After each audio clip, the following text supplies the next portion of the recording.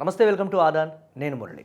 తెలంగాణలో 288 కోట్ల రూపాయల GST input tax credit scam అనేది వెలుగు చూసింది. 288 కోట్ల రూపాయల జీఎస్టీకి సంబంధించి స్కామ్ అంటే అందరూ కూడా ఆశ్చర్యం వ్యక్తం చేస్తున్నటువంటి పరిస్థితి ఉంది. అది హైదరాబాద్లో కాకుండా జగిత్యాలలో ఉన్నటువంటి చందా సాయి కుమార్ అనేటువంటి ఒక కన్సల్టెంట్, అతని ద్వారా చాలా వరకు కూడా అంటే 288 కోట్ల రూపాయల పైచులకే అంటున్నారు. ఇప్పటివరకు కూడా 120 కోట్ల రూపాయలు వరకు కూడా ఒక కంపెనీకి వెళితే మిగతా డబ్బు అనేది 288 కోట్ల రూపాయల్లో 120 కోట్లు ఒక కంపెనీకి వెళ్తే మిగతావి ఇతర రాష్ట్రాల్లో ఉన్నటువంటి 5 రాష్ట్రాల్లో ఉన్నటువంటి కంపెనీలకు కూడా బదలాయించడం జరిగింది అనేటువంటి వాస్తవాలు వెలుగు చూసేటప్పటికి అందరూ కూడా షాక్ అవుతున్నారు. చాలామందికి జీఎస్టీ క్లెయిమ్కి సంబంధించి కానీ, లేకపోతే జీఎస్టీ పే చేయడానికి సంబంధించి కానీ, జీఎస్టీ వచ్చిన కొత్త నుంచి, లేకపోతే ఇప్పుడు వ్యాపారం స్టార్ట్ చేసిన తర్వాత నుంచి కొంతమందికి అవగాహన చాలా తక్కువ ఉంది. పూర్తి స్థాయిలో ఆడిటర్లకి, లేకపోతే ఇలా సపరేట్గా జీఎస్టీ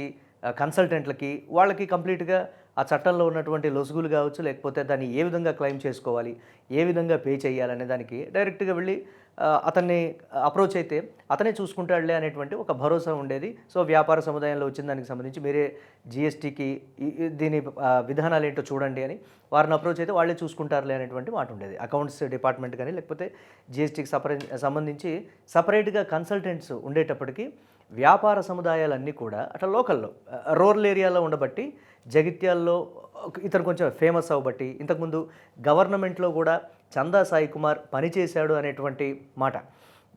1.5 సంవత్సరం ప్రభుత్వంలో భాగంగా కూడా అతను పనిచేశాడు జీఎస్టీ డిపార్ట్మెంట్కి సంబంధించి అనేటి.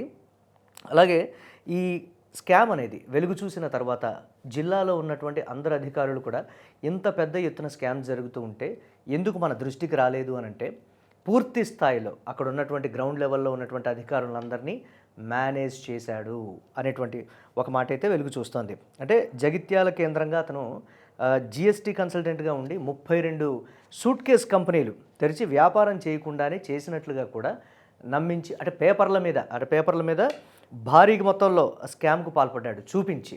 దానికి సంబంధించి అంటే సిమెంట్, ఐరన్ ఇలాంటి వ్యాపారాలు చేయకుండానే చేసినట్లుగా పేపర్ల మీద చూపించి ఇలాంటి జీఎస్టీ స్కామ్కి అయితే 288 కోట్ల రూపాయల వరకు పాల్పడ్డటువంటి పరిస్థితి ఉంది. అసలు ఏ విధంగా పాల్పడ్డాడు, ఎలా ఇది సాధ్యమైంది అని అంటే, ఇదంతా కూడా 2022 నుంచి 2023 మధ్యకాలంలో జరిగినట్లు కూడా అధికారులు గుర్తించారంటే ఐటీసీ 02 అనే ఒక ఫామ్ ఉంటుంది. సో ఆ ఫాము వ్యాపార సముదాయాల్ని క్లోజ్ చేయాలన్నా, దీన్ని ఇతర కంపెనీలతో కలిపి దాని లావాదేవీలు ఏమైనా ఈ కంపెనీని మూసి దీని లావాదేవీలను దాంతో స్టార్ట్ చేయాలనేటువంటి ఒక ఉద్దేశంతో కూడా ఈ ఫామ్ 2 అనేది చేస్తారనేటువంటి మాట అయితే అధికారులు మనకు చెప్తూ ఉన్నారు. దీన్ని అంటే చట్టంలో ఒక లొసుగుంది. సో దీన్ని ఆసరాగా చేసుకొని స్కామ్కు పాల్పడ్డాడు అనేటువంటి మాట.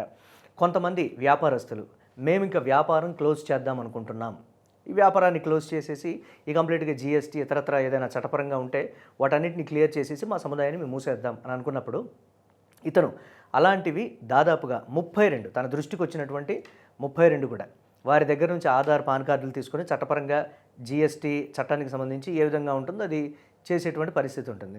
దాన్ని ఆసరాగా తీసుకొని మేము క్లోజ్ చేసామని చెప్పి క్లోజ్ చేయకుండా దాదాపుగా 32 అక్రమంగా సూట్ కేస్ కంపెనీలని అతను తెరిచి వ్యాపారం చేయకుండానే లావాదేవీలు జరిపి వ్యాపారం చేసినట్లుగా కూడా ఇన్పుట్ ట్యాక్స్ని క్రెడిట్ చేసుకున్నాడు అనేటువంటి కొన్ని విమర్శలు వచ్చినటువంటి పరిస్థితుల్లో అతన్ని అదుపులోకి తీసుకొని విచారించి పూర్తి స్థాయిలో ఎంక్వైరీ చేస్తే 11 కోట్ల రూపాయల వరకు రికవరీ చేశారు. మొత్తంగా అయితే 288 కోట్ల రూపాయలు స్కామ్ జరిగిందనేటువంటి మాట. దేశవ్యాప్తంగా జీఎస్టీ ప్రవేశపెట్టిన తర్వాత చాలా చోట్ల కొన్ని స్టేట్స్లో కావచ్చు, లేకపోతే కొన్ని రూరల్ ఏరియాస్లో కావచ్చు ఇలాంటి స్కామ్ జరిగింది, లేకపోతే పలానా ప్రభుత్వంలో స్కామ్ జరిగింది జీఎస్టీకి సంబంధించి అని చాలా వరకు విమర్శలు వచ్చినాయి. కానీ ఒక చిన్న టౌన్ అంటే జగిత్యాలకు సంబంధించి ఒక చిన్న జిల్లా, ఆ జిల్లాలోనే 288 కోట్ల రూపాయల జీఎస్టీ స్కామ్ జరిగిందనంటే మిగతా జిల్లాల్లో పరిస్థితి ఏంటి, రాష్ట్ర వ్యాప్తంగా పరిస్థితి ఏంటి, అవగాహన ఉన్నటువంటి వాళ్ళేంటి, అవగాహన లేనటువంటి వాళ్ళ పరిస్థితి ఏంటి? మేము అన్ని పత్రాలు సమర్పించేసాం, జీఎస్టీ దానికి సంబంధించి అవన్నీ కూడా అతను క్లియర్ చేసేసాడు, మాకు ఓటీపీలు వచ్చాయి, అన్నీ కూడా క్లియర్, మేము వ్యాపార సంబంధం చేసాం కాబట్టి ఇదంతా ఏం లేదు. బట్ అధికారులు చర్యలు తీసుకున్న తర్వాత ఈ 32 కంపెనీలు ఏదైతే ఉందో ఇంతకుముందు ఫామ్ 2 ఉపయోగించి చేసినటువంటి లావాదేవీలు ఇతర కంపెనీలతో చేసినటువంటి పరిస్థితుల్లో ఆ ఖాతాలన్నింటినీ కూడా స్తంభింపజేశారు అధికారులు.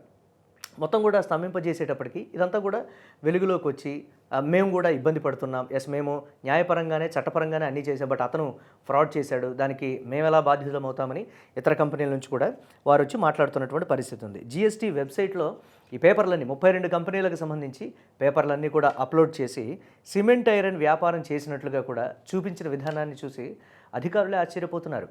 అక్కడ ఉన్నటువంటి అధికారులు కమిషనర్ వివరణ అడిగితే దీనికి సంబంధించి పూర్తి స్థాయిలో ఇచ్చిన తర్వాత ఎస్ ఇదంతా కూడా స్కామ్ జరిగింది అనేటువంటి ఒక నిర్ధారణకు వచ్చేసి పూర్తి స్థాయిలో చర్యలకైతే ఉపక్రమించినటువంటి పరిస్థితి ఉంది. ఇప్పటికైనా సరే తెలంగాణలో అలాగే ఇతర రాష్ట్రాలతో కూడా వ్యాపార లావాదేవీలు చేస్తున్నటువంటి వ్యక్తులు జిఎస్టీ అసలు మనం ఎలా పే చేస్తున్నాం, ఎస్ వ్యాపార సముదాయాన్ని క్లోజ్ చేస్తున్నాం, బట్ ఓవరాల్గా క్లోజ్ అయిందా, లేకపోతే అక్కడ ఉండేటువంటి కొంతమంది పేరు మోసినటువంటి వాళ్ళు ఉంటారు, ఎప్పటి నుంచో కూడా ఎస్ ఇతను మనకు తెలుసు అలా చేయడు అనటానికి కూడా లేదు. ఈ చందా సాయి కుమార్ విషయంలో కూడా అదే జరిగింది. ఎప్పటి నుంచో ఉన్నాడు, ప్రభుత్వంలో కూడా పనిచేశాడు కదా, అతను ఇలాంటి వాటికి పాల్పడతాడా, చట్టపరమైనటువంటి అంటే ఇల్లీగల్ కార్యక్రమాలకు పాల్పడతాడా అని అందరూ కూడా అనుకున్నారు. బట్ 288 కోట్ల రూపాయల స్కామ్ అనంటే దాదాపుగా 120 కోట్లు ఇన్పుట్ ట్యాక్స్, దానికి సంబంధించి ఆర్మూర్కు చెందిన కీర్తన టైలర్స్ ఫామ్, అది తన వ్యక్తిగతంగా లేకపోతే తన దగ్గర వాళ్ళకి సంబంధించిన దాన్ని కూడా అని చెప్తూ ఉన్నారు. బట్ ఏపీ, కర్ణాటక, ఒడిశా, గుజరాత్, మహారాష్ట్ర అలాగే హైదరాబాద్లో ఉన్నటువంటి సనత్ నగర్ కావచ్చు, చార్మినార్ ఇలాంటి కొన్ని ప్రాంతాల్లో ఉన్నటువంటి కంపెనీలకు కూడా మిగతా డబ్బుని బదలాయించారు. ఇప్పుడు ఆ ఖాతాలు కూడా స్తంభింపజేసేటువంటి పరిస్థితి ఉంది. మొత్తం మీద అయితే పూర్తి స్థాయిలో చందా సాయి కుమార్ అంటే వెలుగు చూసినవి ఇవి, వెలుగు చూడనివి ఇంకెన్ని ఉన్నాయి, ఎన్ని చేశాడు, వారికి దొరికినటువంటి పత్రాల ఆధారంగానే 288 కోట్లు ఈ విధంగా చేశాడని, అతను ఇంకా బయట నుంచి చేయించింది ఎంత అనేటువంటి కోణంలో అయితే దర్యాప్తు చేస్తున్నటువంటి పరిస్థితి. జిఎస్టీ క్లెయిమ్కి సంబంధించి కావచ్చు, లేకపోతే జిఎస్టీ లావాదేవీలు మీ వ్యాపార సముదాయాన్ని క్లోజ్ చేస్తూ ఉన్నట్లయితే చట్టపరంగా జిఎస్టీ విధి విధానాలు ఏ విధంగా ఉంటాయి అన్నీ పూర్తిగా తెలుసుకొని అప్రమత్తంగా ఉంటే భవిష్యత్తులో మీకే మంచిదని ఆదం సూచిస్తోంది.